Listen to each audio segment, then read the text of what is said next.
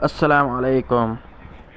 اسرائیل نے حوثیوں کے میزائل فائر کرنے کے خلاف خبردار کرتے ہوئے دردناک حملوں کی دھمکی دی تھی۔ ایک ویڈیو پیغام میں اسرائیلی فوج کے ترجمان ڈینیل ہاگری نے اعلان کیا کہ حوثیوں کے عالمی خطرہ بن چکے ہیں۔ انہوں نے کہا کہ حوثیوں کے پیچھے ایرانی حکومت ہے، جو اس گروپ کی سرگرمیوں کی مالی معاونت، اسلحے اور رہنمائی سے مدد کر رہی ہے۔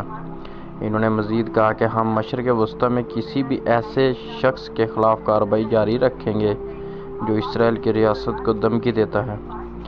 انہوں نے نشاندہی کی کہ اسرائیلی فوج نے حوثیوں کے فوجی اہداف پر فضائی حملے کیے، جن میں خاص طور پر بندرگاہیں اور توانائی کا بنیادی ڈھانچہ شامل تھا۔